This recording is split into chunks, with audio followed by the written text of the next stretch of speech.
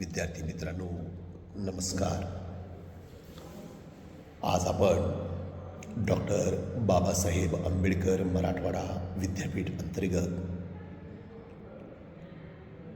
नवीन शैक्षणिक धोरण 2020नुसार 2025-26 या अभ्यासक्रमानुसार मी आज तुम्हाला BA प्रथम वर्षातील द्वितीय सत्राच्या विद्यार्थ्यांकरिता भारतीय संविधान आणि शासन किंवा राजकारण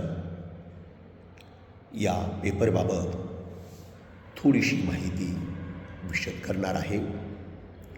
विद्यार्थी मित्रांनो, मागच्या तासिकेमध्ये आपण भारतीय संविधानाच्या ऐतिहासिक पार्श्वभूमीचा आढावा घेत होतो.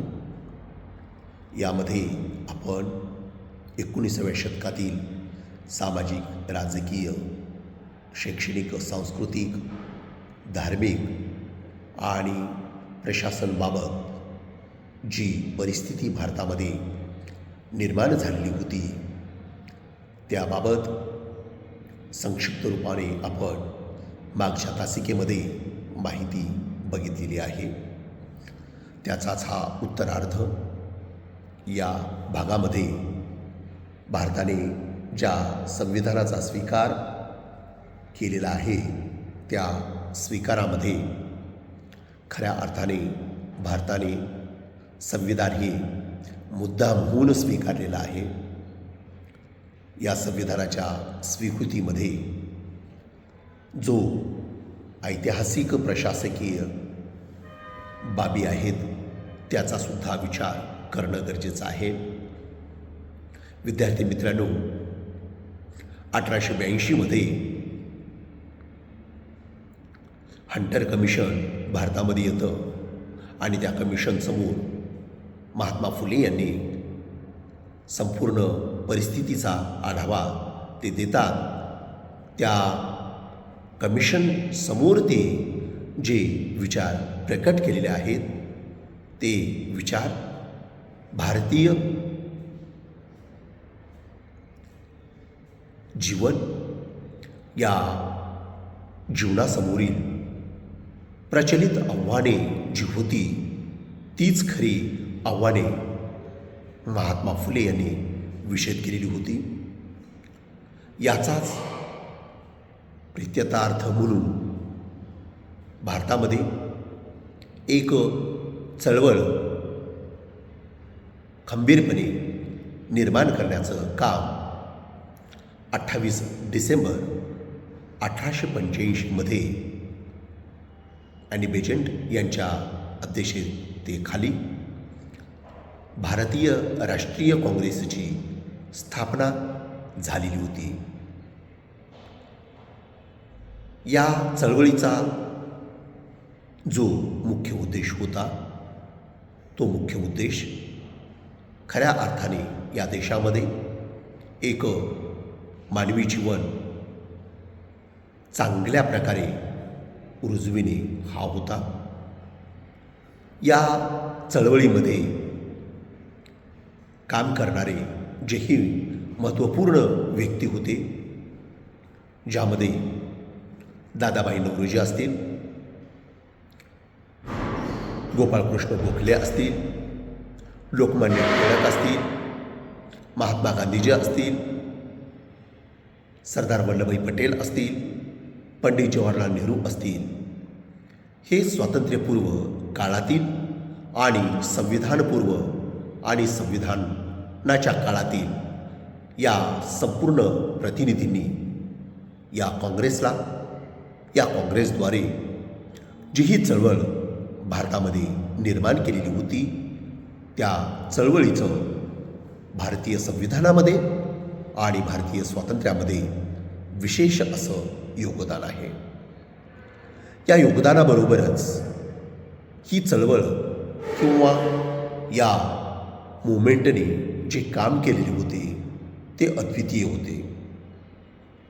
यामध्ये 19व्या शतकापासून खऱ्या अर्थाने या चळवळीने अतिशय मोलाची भूमिका पार पडलेली आहे. या चळवळीसोबतच ब्रिटिशांचे जे कायदे होते ते सुद्धा महत्त्वाचे आहेत. जशी जशी ही चळवळ काम करत होती त्याच प्रकारचे कायदे ब्रिटिशांना सुद्धा तयार करावी लागत होती. अशा प्रकारे ही चळवळ जिवंत स्वरूपात काम करत होती.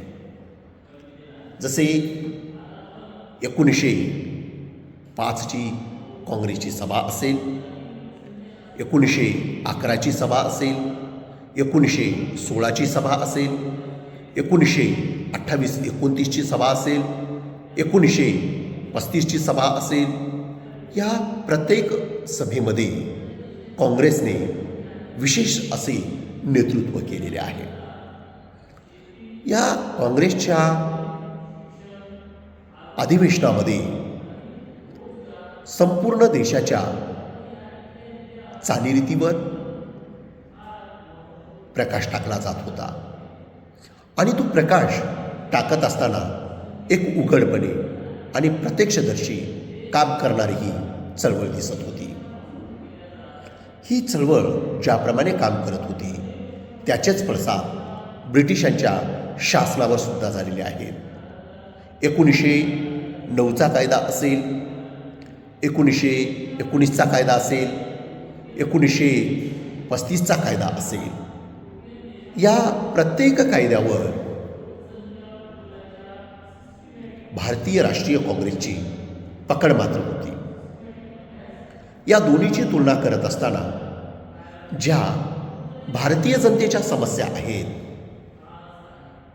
त्या समस्या ब्रिटिशांपर्यंत पोहोचविण्याचं काम खऱ्या अर्थाने भारतीय राष्ट्रीय काँग्रेस यांनी केलेलं आहे असं दिसून येतं. मित्रहो, ही एकच चळवळ 20व्या शतकामध्ये निर्माण झाली असे म्हणता येत नाही. 20व्या शतकामध्ये भारतामध्ये अनेक चळवळी निर्माण झालेल्या आहेत. जसे हिंदू महासभा आहे, जसे बहिष्कृत हितकर्णी सभा आहे, या सभासुद्धा भारतामध्येच निर्माण झालेल्या आहेत. या चळवळीचा सुद्धा ब्रिटिशांच्या शासनावर प्रभाव पडलेला आहे. ब्रिटिश भारतामध्ये जे कायदे झालेले आहेत या चळवळींच्या पद्धतीमुळे झालेले आहेत. यामध्ये सर्वात महत्त्वाची चळवळ जशी काँग्रेस आहे तशीच बहिष्कृत हितकर्णी सभासुद्धा आहे, तसेच हिंदू महासभासुद्धा आहे. या प्रत्येक चळवळीला एक वेगळं असं नेतृत्व आहे.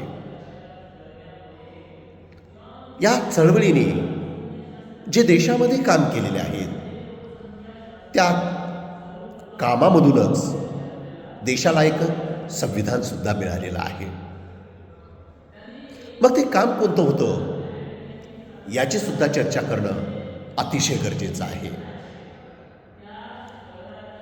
ते काम या देशामध्ये राष्ट्रीय ऐक्य निर्माण होणं, मग ती भारतीय राष्ट्रीय काँग्रेस असेल, बहिष्कृत हितकर्णी सभा असेल, या दोन्ही चळवळी इतक्या स्ट्रॉंगपणे लढलेल्या आहेत की त्यापुढे ब्रिटिश शासनसुद्धा भारतामध्ये नतमस्तक झालेला आहे.